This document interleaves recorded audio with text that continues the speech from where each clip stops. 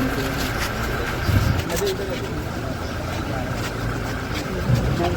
UP Jain हमारे साथ advocate अमन अख्तर हमारा एक मेमोरेंडम है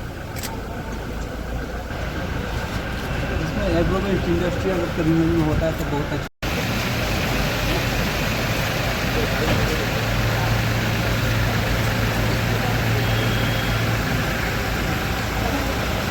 स्वागत है आप सबका। आज मेरा दूसरी बार रिव्यू है। पहले मैंने मई 23 में रिव्यू किया था और आज इसका सेकंड रिव्यू है।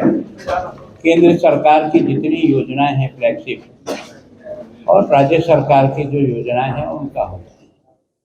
मुझे इस बात की खुशी है कि पहले रिव्यू और सेकंड रिव्यू में काफ़ी अच्छा सुधार है। कई योजनाओं में एक तरह से परसेंटेज के हिसाब से अच्छी उपलब्धि है, लेकिन फिर भी अभी स्टेट की तुलना में अगर उन आंकड़ों की तुलना करें तो कहीं न कहीं 1%, 2%, 3% अभी हम स्टेट एवरेज से बिलो चल रहे हैं। अगली बार शायद ये सब लोगों के जिस प्रकार से काम करने की क्षमता बढ़ी है, हम स्टेट के एवरेज को भी क्रॉस करेंगे, ऐसा मुझे लगता है। सामान्यतः जो मैंने पुलिस का रिव्यू किया है उसमें जो एक बात मेरे ध्यान में आई वो यह है कि पूरे आसाम में ही कन्विक्शन रेट बहुत कमज़ोर है।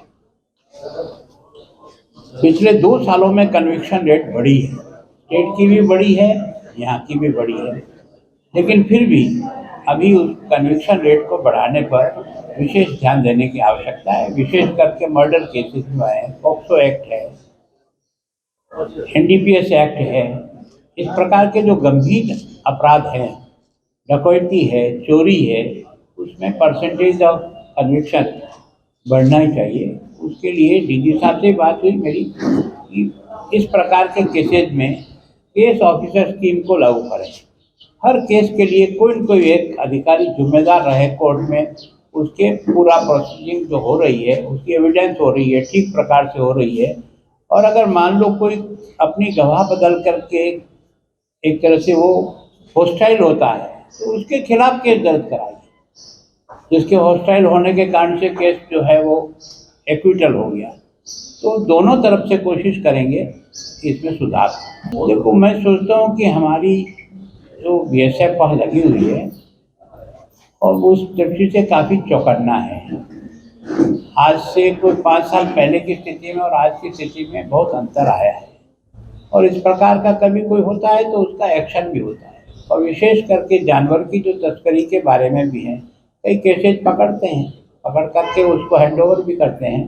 तो मैं सोचता हूँ कि पहले की तुलना में बेटर हुए हैं। थोड़ी बहुत जहाँ जहाँ कहीं कमी ध्यान में आती है, उनकी भी कुछ डिमांड है कि उनको और क्या साधन सुविधाएं चाहिए, तो हम उस पर केंद्र सरकार से बात करें। तो इनको सुपुर्द करते हैं, पुलिस वाले कहते हैं कि हम इनको रख करके इतना खर्चा उठाने की स्थिति में हम नहीं हैं, क्योंकि यहाँ कोई रजिस्टर्ड गौशाला नहीं है जिसमें पशुधन को सुपुर्द किया जाए।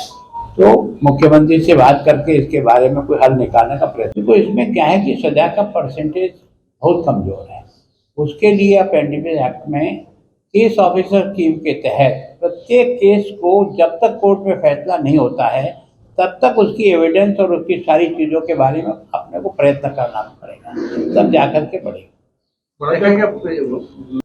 मैं सोचता हूँ केवल इसमें होम मिनिस्टर साहब को सारी जानकारी दी है। विशेष करके जो नदियों का जो बहाव क्षेत्र है उसमें अभी हमारी फेंसिंग इतनी मजबूत नहीं है। कुछ कुछ जगह जो है ना, तो उसके लिए उनको बताया है केंद्र सरकार इसके बाद बहुत विजिलेंट है और पूरा पैसा दे रही है। हिज एक्सेलेंसी, आज आप करीमगंज में आए हैं, सेकंड लार्जेस्ट बिल सोनबिल भी विजिट करेंगे। सोनबिल के बारे में आपका क्या ख्याल है? देखो, ये मैंने तो पहली बार देखा है और पहली बार मैंने पढ़ा ही है, अभी वहाँ जाके देखूंगा।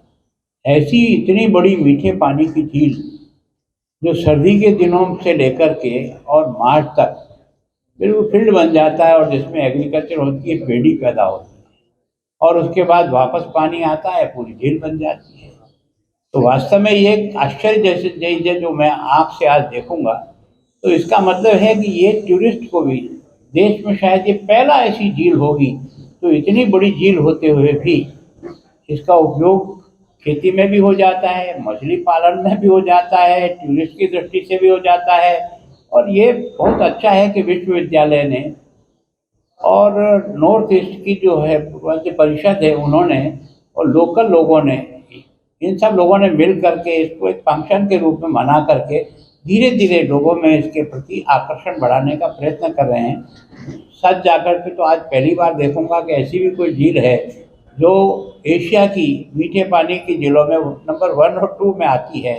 तो सोचेंगे कि उसको और ज़्यादा पर्यटन की दृष्टि से कैसे प्रभावी बना सकते हैं।